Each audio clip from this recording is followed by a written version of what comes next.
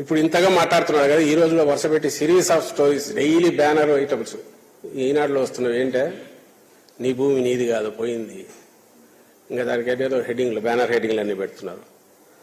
వాళ్ళ దాంట్లోనే ఈ మధ్య 4-5 నెలల క్రితం ఎప్పుడో వచ్చినట్టుంది. వాళ్ళ ఈనాడు ఈటీవీ వాళ్ళదేదో ఉన్నట్టుంది, యూటీవీ మన అన్నదాత దీనికి సంబంధించినంత వరకు. ఒకసారి అది పెట్టుమ్మా.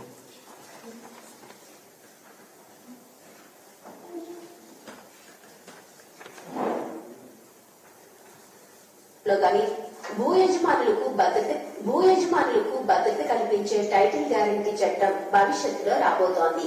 ఆంధ్రప్రదేశ్ లో ఇప్పటికే కూడా మీకు భూమి ఉంటే అది పట్టాదారు పాస్ పుస్తకంలో రికార్డులో కానీ నమోదై ఉంటుంది. ప్రస్తుత విధానంలో ఒక్కోసారి భూమి ఉన్నా సరైన పాస్ పుస్తకాలు లేక లేదా ఇతర హక్కు పత్రాలు లేక రికార్డులో సరైన వివరాలు నమోదు కానందువల్ల భూ యజమానులు ఇబ్బందులు పడుతున్నారు. కానీ కొత్త చట్టాన్ని అనుసరించే భూమి హక్కుదారులు తమ వివరాలను నమోదు చేయించుకోవాల్సి ఉంటుంది. టైటిల్ రిజిస్టర్ లో ఎవరి పేరుంటే ఆ వ్యక్తినే భూ యజమానిగా పరిగణించి ప్రభుత్వం ఆ భూమికి గ్యారంటీ కల్పిస్తుంది.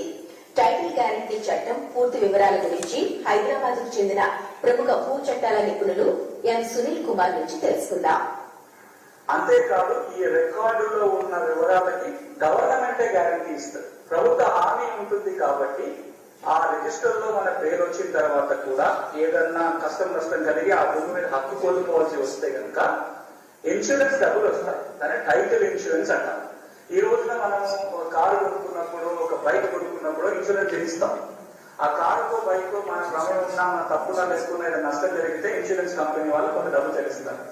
కానీ మన జీవితాంతం కష్టపడే డబ్బులతోటి ఒక ప్లాట్ ఇంత పొలము కొనుక్కుంటే ఒకవేళ అలా చుట్టూలో ఉండిపోయింది, ఆ తర్వాత తెలుస్తుంది అది ప్రభుత్వ భూమని, ఆ తర్వాత తెలుస్తుంది అసైన్మెంట్ భూమని, లేదా డబ్బు రిజిస్ట్రేషన్ జరిగింది అని ఏదైనా నష్టం జరిగితే ఒక డబ్బులు ముందే మనం పూర్తిగా కోల్పోవాల్సి వస్తుంది. కానీ ఈ టైటిల్ గ్యారంటీ వ్యవస్థ కనుక ఉండి మన టైటిల్కి ఏమైనా ఇబ్బంది కలిగితే ఇన్సూరెన్స్ కంపెనీ వాళ్ళు డబ్బులు చెల్లిస్తారు. గుడ్. ఎట్లుంది రామాజీరావు?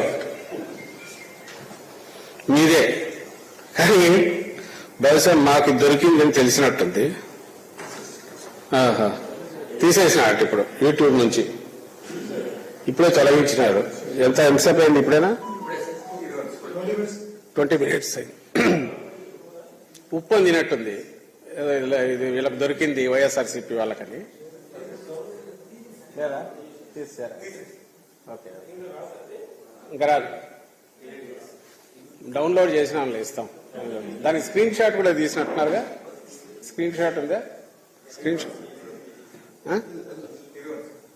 ఎక్కడ? ఇదే లింక్. సరే, నేను స్క్రీన్ షాట్ తీయమని చెప్పిన. ఓకే సర్లే, మళ్ళీ ఉందిలే, మళ్ళీ పంపిస్తాం, మీకు అందరికీ ఇస్తాం. సో ఇప్పుడు ఏమైంది, వీళ్ళకి తెలిసిన అలవాటు. వీళ్ళకి మామూలుగా ఆ రోజు చంద్రబాబు నాయుడు కూడా 600-700 హామీలు ఇచ్చినాడు. ఇట్లా పెడతాడు, అట్లా లేపేస్తాడు. ఈ పెద్ద ఆయన ముసలాయనకు రామోజీరావుకు తెలిసి ఇప్పుడు తెలిసినట్టుంది. ఇమ్మీడియట్ తను పీకేసినాడు. నోరు తెరిస్తే అబద్ధాలు. అబద్ధాల్లో కూడా ఎవరికి హామీ చేయని అయితే ఏమన్నా అనుకోవచ్చు, లేదా రాజకీయం కోసం ఏదో మాట్లాడుతున్నారంటే ఏమన్నా అనుకోవచ్చు.